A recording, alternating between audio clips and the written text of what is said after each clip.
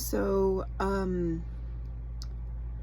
I haven't really shared a lot about this. A lot of my close friends know. I've shared it on Facebook a little bit. But June 1st, I went to my gynecology appointment with an oncologist, actually, because I had gone to an ER a couple weeks prior to that. And actually, it wasn't, yeah, maybe a week before that. And I was in a lot of pain, and they detected fluid in my abdomen, which is called ascites, and apparently it's caused by cancer. And the ER doctor told me that it had metastasis, and I was like, okay. She's like, do you know what that is? I'm like, it's cancer.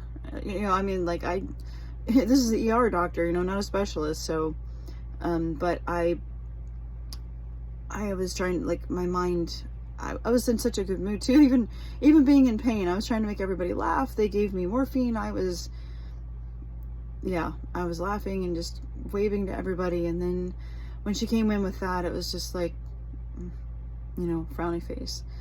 But then June 1st came around, and I went to that appointment, and they did a biopsy and a pap smear at that time. But when they looked at the CT scan that I had done at the emergency room, they did, okay, to backtrack a little bit, they did a CT scan of my abdomen, which 2 weeks prior I went to the ER because I wasn't feeling right, and they did not write down the right part of my body that was aching or causing problems, and they looked at the very wrong part of my body in my abdomen. So we could have caught this like 2 weeks prior.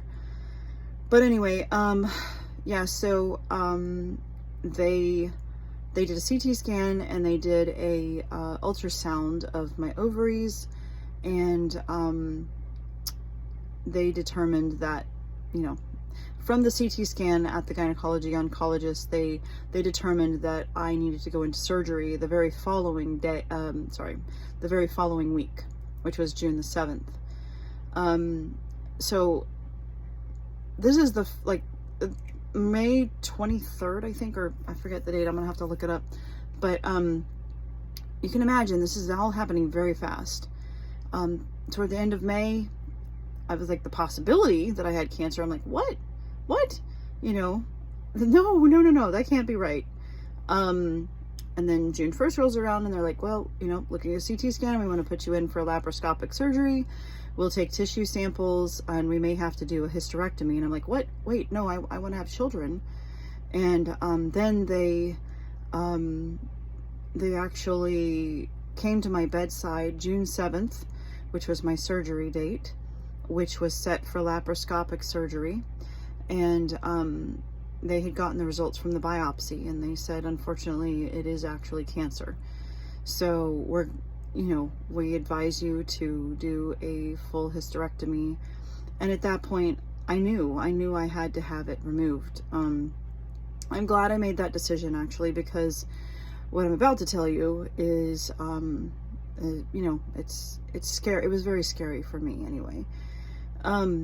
It would be scary for anyone, I imagine. So, I cried all the way to the operating room. I had an amazing surgical team. They were awesome. Anesthesiologist, he was great. The surgeon was great as well. But, so we had to switch from laparoscopic to a full open surgery. I have about a 12-inch incision, just maybe a couple inches below my sternum, all the way down to my groin area. And they took out my uterus, my ovaries, my cervix, my fallopian tubes, my lymph nodes, and they also had to remove the omentum, which is a fatty layer between the organs and the abdominal muscles. And that had cancer in it as well. It had spread all throughout my abdomen, to the point where it was considered stage 4. Now, I'm so confused because I see people dying left and right that are stage 4 cancer, you know, like, especially now that I have it, I'm just like, oh no, you know, I'm like researching, and, you know, stage 4 is not a good number. That's not a positive number.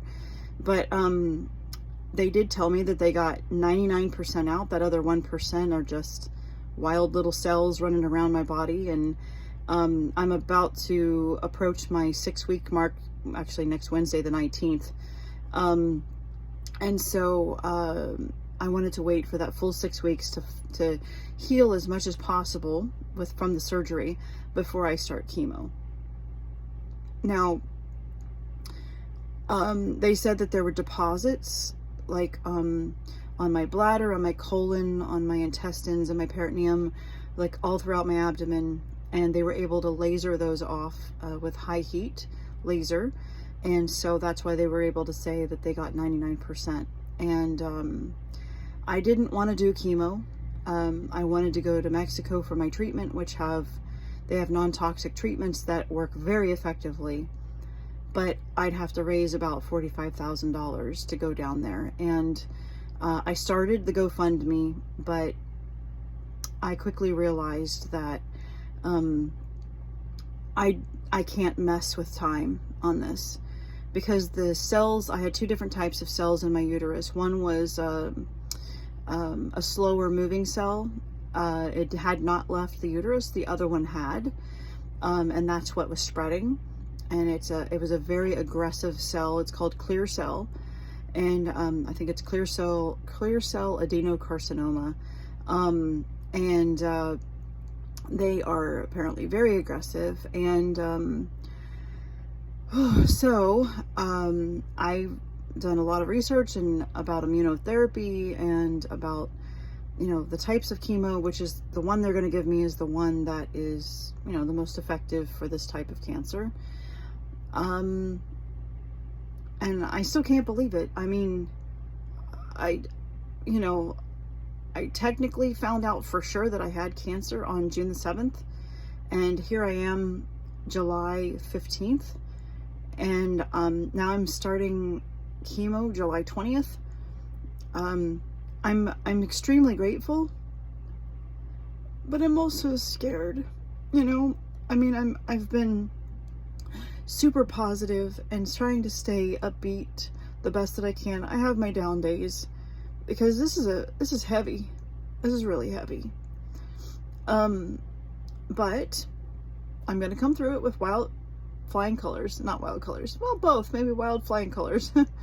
And I just wanted to get on here and talk about this because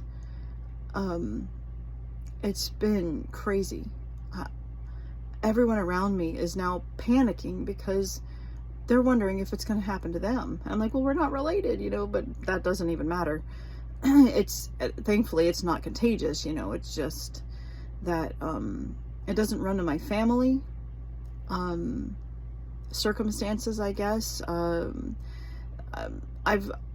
I tried to look up on YouTube like positive, inspiring stories about other stage 4 patients, and that didn't go well because each patient is different. And my oncologist even said that, he's like, each patient is different. We're going for cure for you. So, because they got everything out. I mean, it's not guaranteed, of course, but you know, I have to stay positive because it is extremely important. Cancer thrives off of stress, and it thrives off of sugar. So about a little over a week ago, I actually started a keto diet. I am fully in ketosis now. I've actually gotten more energy, and I've been having to do a lot of stuff to try and prepare for the chemo, things that I might not feel up to doing afterward.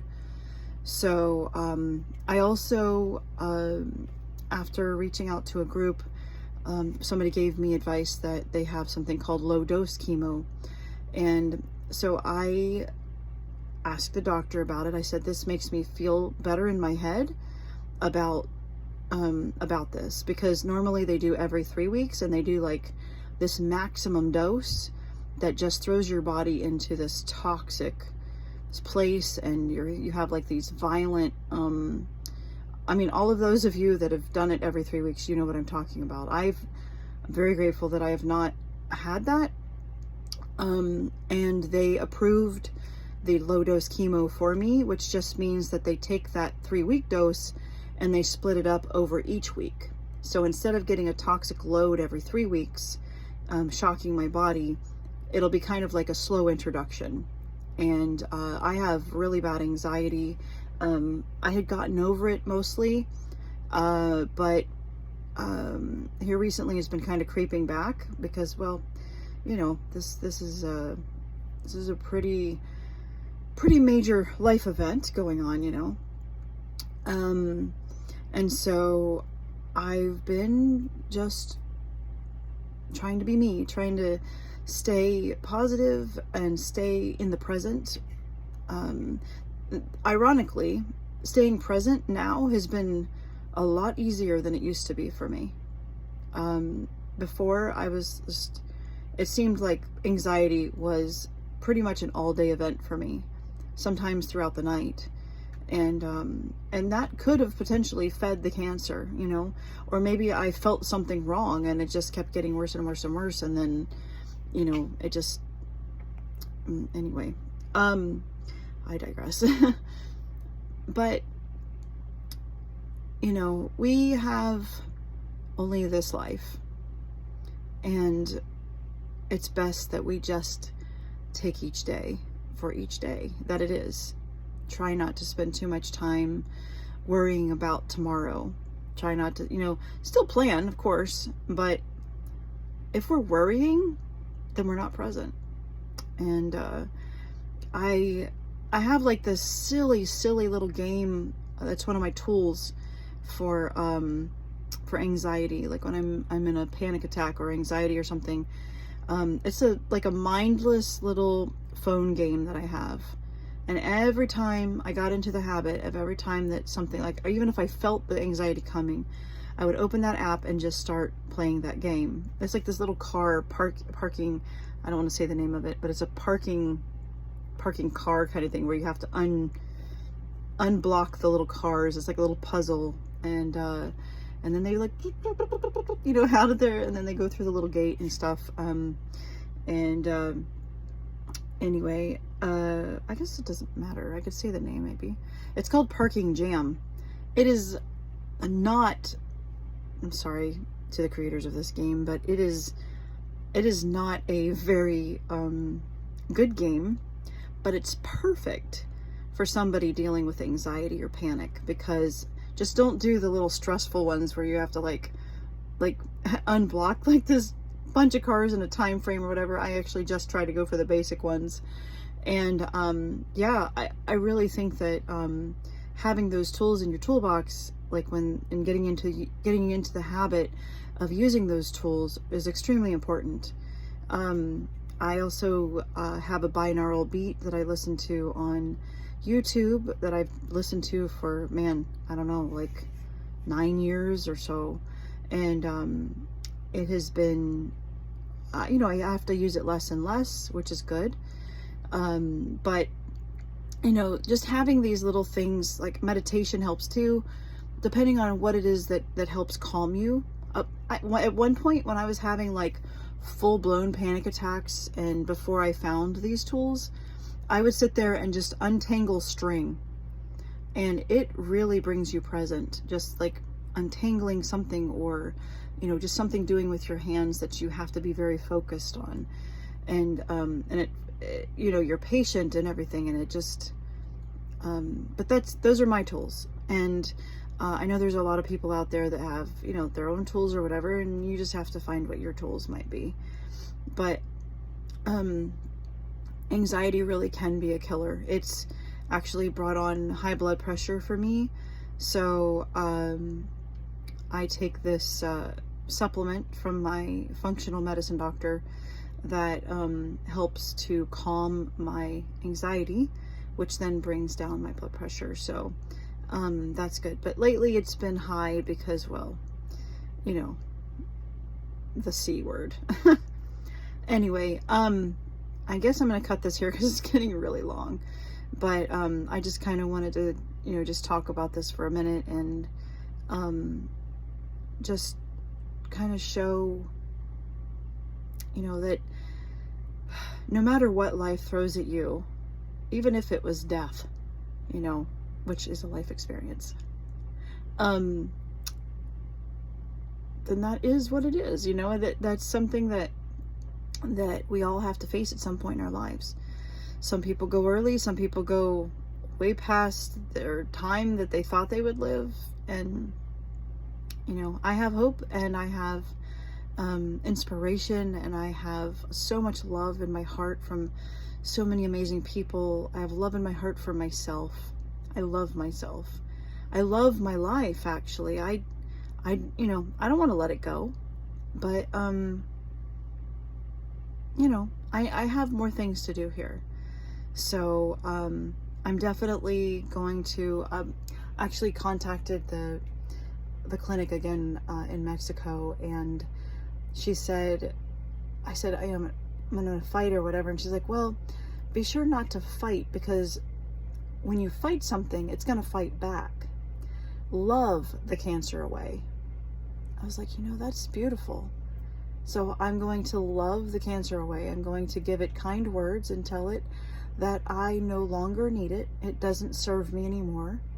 It has brought me wisdom and love, even more love for my life. It's helped me to also not have as much anxiety, even. Like, it's just, you know, really brings you present and stuff too. And the anxiety, I think, is coming from the ascites itself. Like, it just, because it presses against my intestines, and that's where your immune system is primarily. So that's a physical manifestation of it, is why I think I have it. But but I'm able to overcome it pretty quickly. And, you know, any little extra stuff going on for me is, you know, it's too much and throws me over the edge.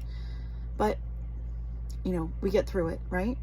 No matter what it is, we do get through it, and it's all temporary. Life is temporary.